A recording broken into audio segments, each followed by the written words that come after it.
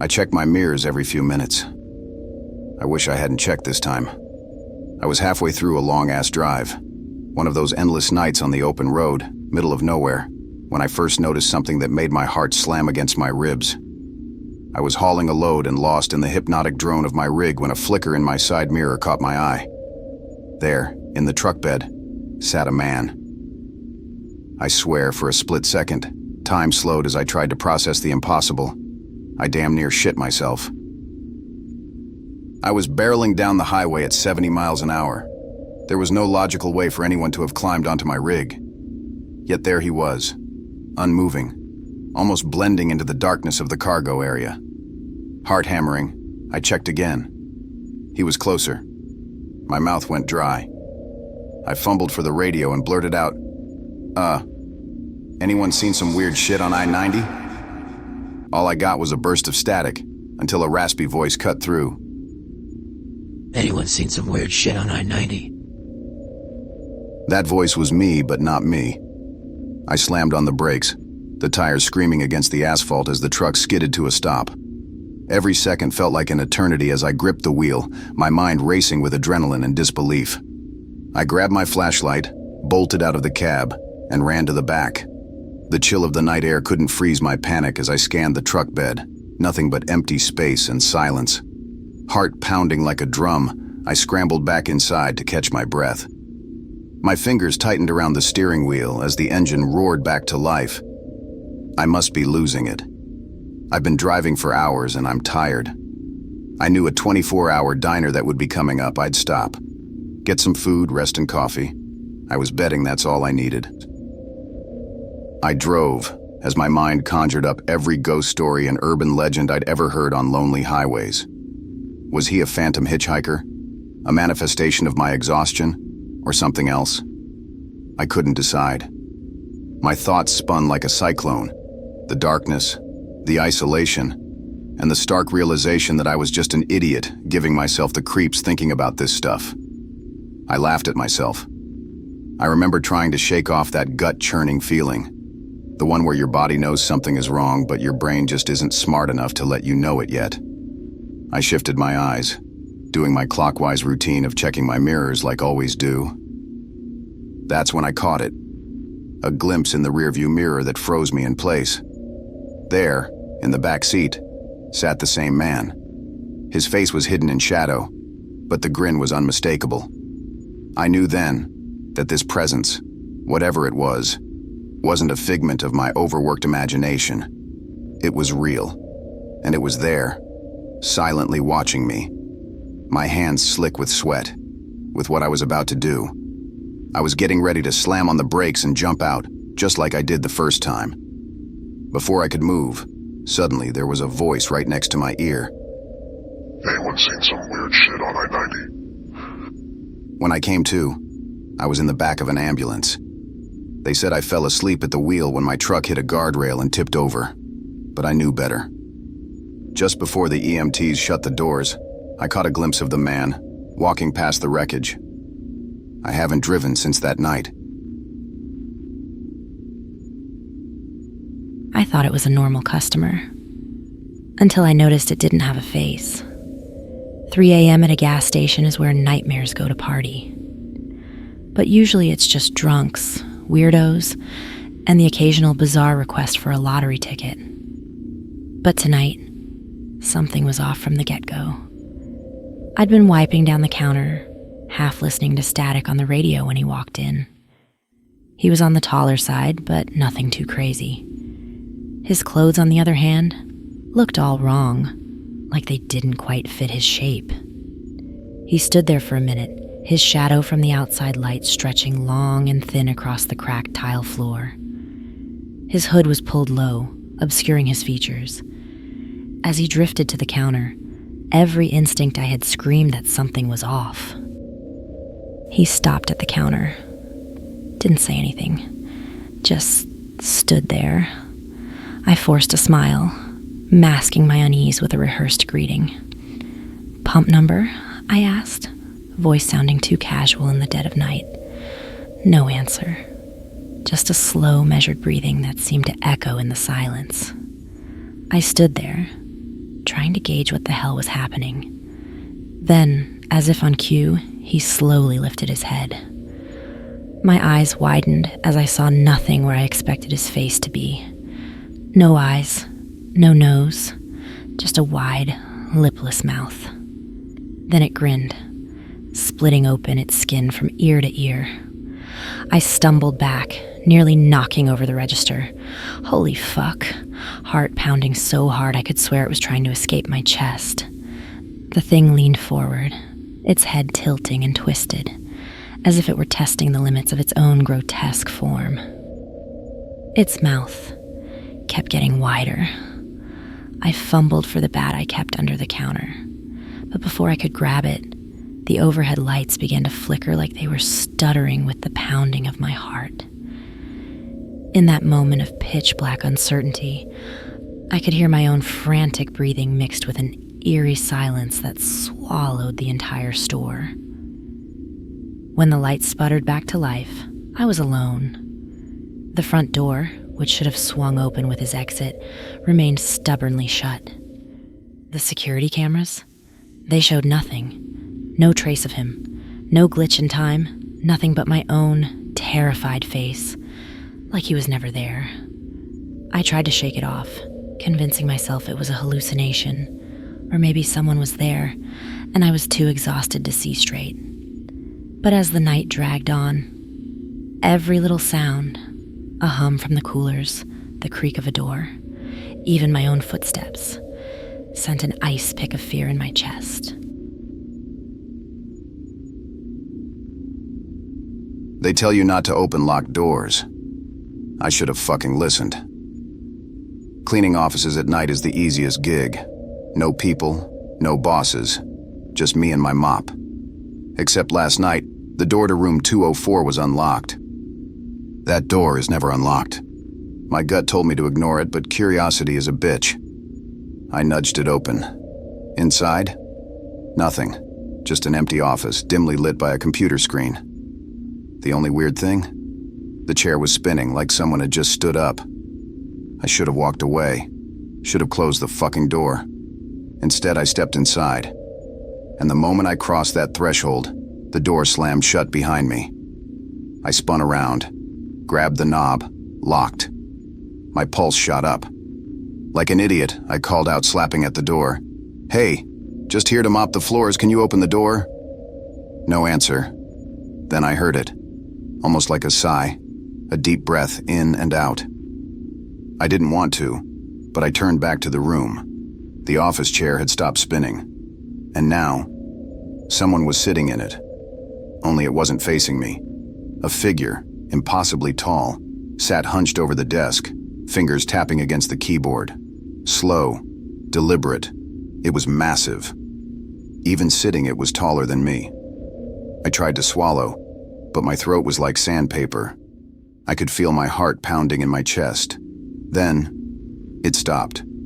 Slowly, it sat up straight, bones cracking as it did so. Then it started turning the chair around. I didn't stay to see what would happen. I yanked on the door handle. Fuck, locked. I slammed my shoulder into it. Nothing. The chair creaked, almost facing me now. That's when I lost my shit. I punched the glass panel on the door, shattering it, reached through, slicing my arm on the shards, but I didn't care. My adrenaline was so high I didn't feel the pain, just a tugging sensation as the glass ripped through my skin. I opened the door from the outside, stumbled out, and turned around. The office was empty. The chair was still. The screen was off. And the door? Locked. It was like I had imagined the whole thing, but I still have the scars on my arm. And I swear to fuck, every night since, I hear that tapping, even when I'm not in the building.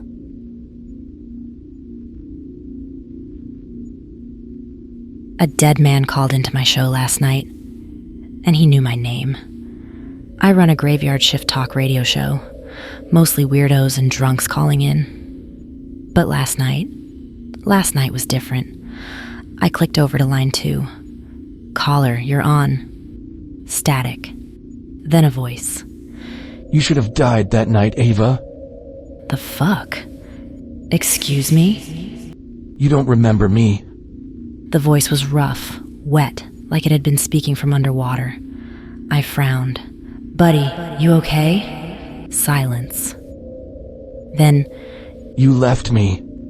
the hairs on my arms stood up. Then I heard something impossible. A car crash.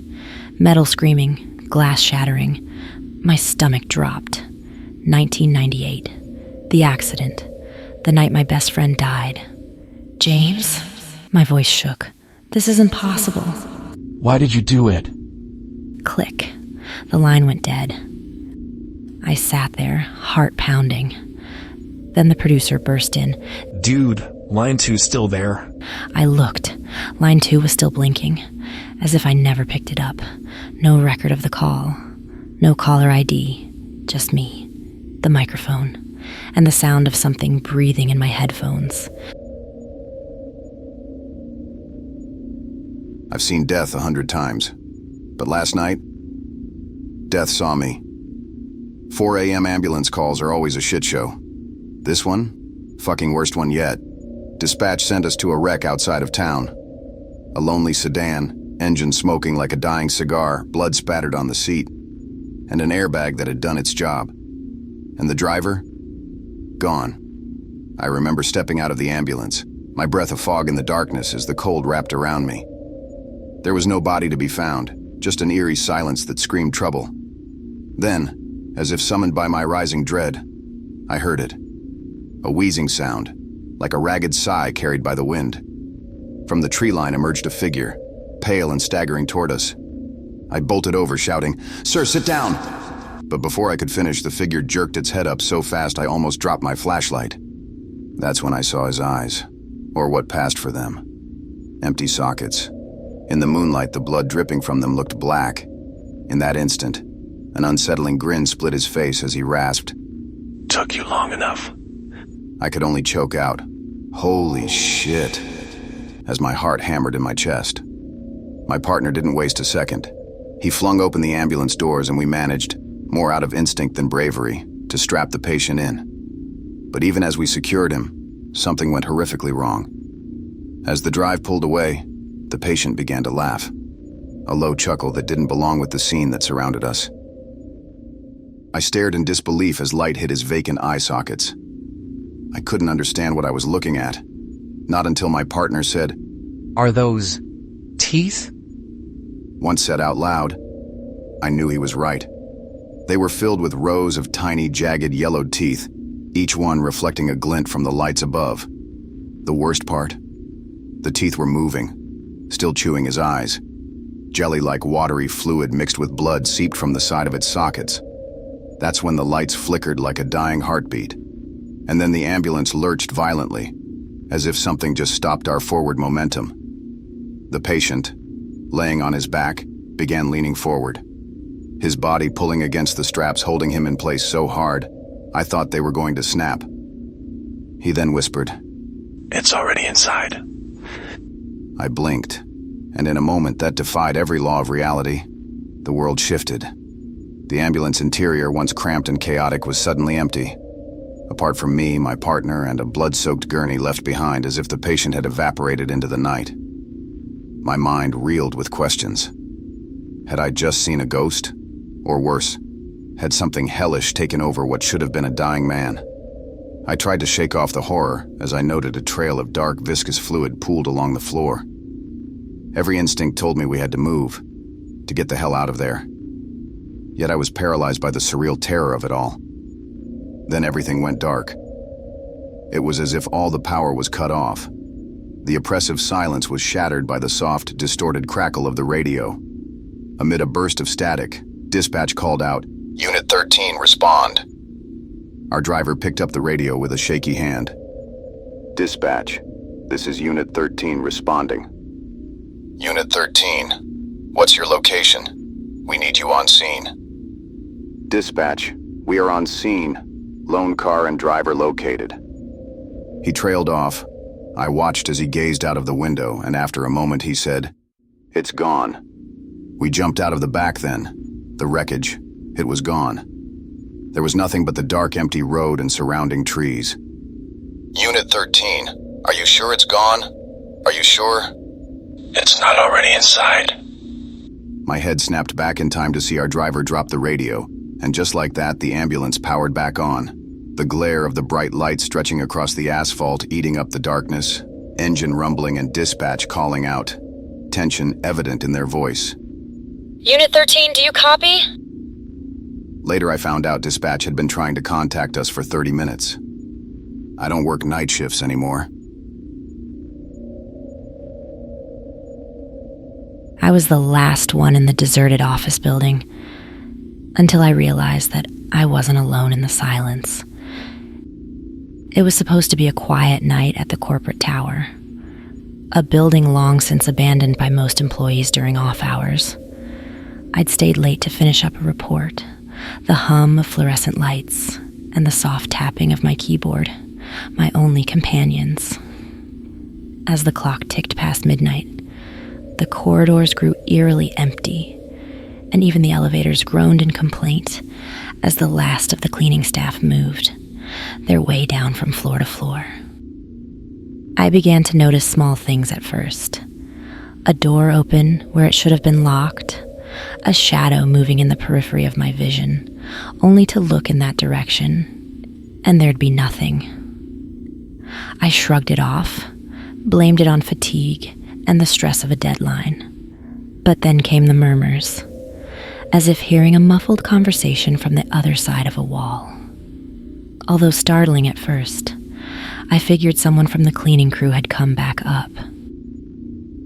I decided to leave, gathering my things and stepping into the long corridor. That's when I caught a glimpse in a reflective glass panels as I walked, a figure walking behind me. It wasn't just walking behind me. It was keeping perfect pace and so close that I should have felt its breath on my neck. I spun around, my heart hammering, but found nothing. Just the oppressive emptiness of the deserted office. My mind raced as it tried to explain away what I saw. Determined not to be someone who freaks out for no reason, I made my way to the exit. As I passed the manager's office, my eyes went to an old photo on the wall, a picture I must have seen 1,000 times over the years. It was of the entire staff, faces smiling in a time when business was booming. Except one face was different. Where everyone else was in high-definition color, I was a grainy black and white. And where my own face should have been, there was a gaunt, terrified version of me, eyes hollow and lips twisted into a silent scream. As I looked at the image trying to figure out what I was seeing, I watched as my mouth split into a savage smile as I raised a letter opener and plunged it into the neck of the man in front of me. Vivid red spurted from his wound. Blood splattered across my face as I yanked it out, only to raise my hand higher and do it again and again. The man's mouth was open, his expression of agony apparent. Then slowly, everyone in the picture turned, as if to see what was happening. Some started running, others' mouths gaped open in silent screams. In the scene, I kept slashing and stabbing anyone near me. I backed away from the picture, horrified at the brutality unfolding. Then, shattering the silent violence and any remaining sanity, the phone on my manager's desk rang. I looked back at the picture and it stopped moving. But everyone was frozen in mid-motion, mid-run, mid-scream. I was crouched over a woman, my hand driving the letter opener halfway inside her ear. Her eyes were rolled back in her head, and the blood bubbles coming from her mouth were half burst. The phone continued to ring, then voicemail picked up. Screams erupted from the speaker. Dozens of voices, and behind it all, my laughter. I bolted for the stairs. Every floor I passed, I saw the figure right behind me reflected in the glass. By the time I reached the ground floor, I was sweating and shaking uncontrollably. The exit doors loomed ahead, promising freedom. I ran and slammed right into the woman who cleaned the lobby. We both hit the floor hard, her cleaning cart tipping over, scattering cleaning product everywhere. I pushed myself up, apologizing while I picked up her cart and supplies. I laughed at myself out of relief and embarrassment. As I explained, I may have been a little spooked and was trying to get out of the office. I went over to help her up, and I realized with a jolt that she was laughing. She looked like she was in hysterics, head thrown back, mouth wide, shoulders shaking. But there was no sound coming from her.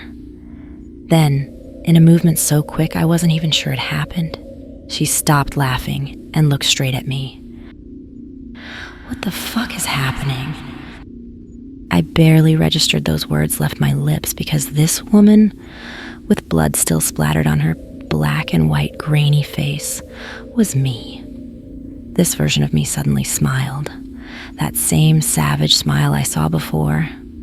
I all but flew out of the front doors.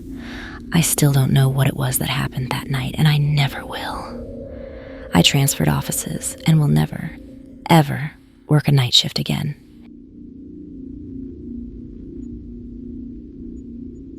And that's a wrap for these night shift horror stories. Thanks so much for listening.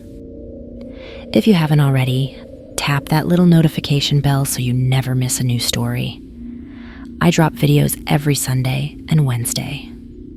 If you have a story idea, a creepy scene, or a twisted element you'd love to hear, send it my way at HoldYourBreathStories@gmail.com or drop a comment below. I'd love to hear from you. Your support means the world, and I appreciate every single one of you. Well, until next time.